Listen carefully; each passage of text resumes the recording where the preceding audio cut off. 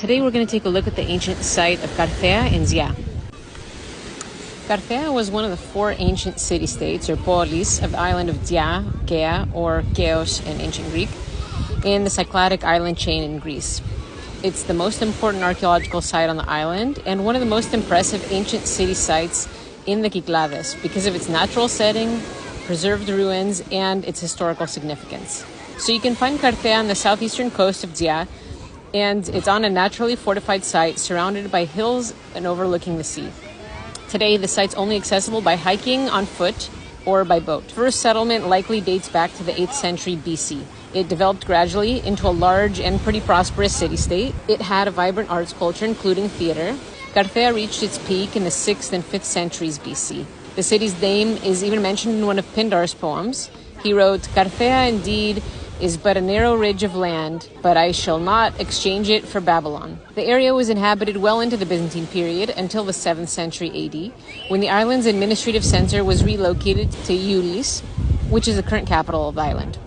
Karthaia's citizens gradually abandoned their city to settle on more secure places in the hinterland of Dia. The site was then deserted for centuries. Currently at the site, you'll see the temple dedicated to the city's patron, Athena, from the late 6th century BC.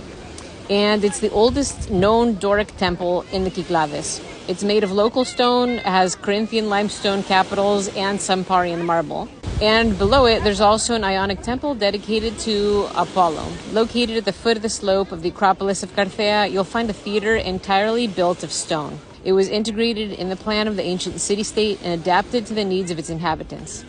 It's dated to the mid-4th century BC and has a capacity of over 800 seats. In early Christian times, a large bath complex was constructed over a big portion of the theater and just beyond that, and it had various phases and underwent several modifications. The construction of the Roman baths destroyed a large part of the stage and theater, and they created quarters for hot, lukewarm, and cold baths. Now, archaeologists also found remains of defensive city walls, residential, and civic buildings.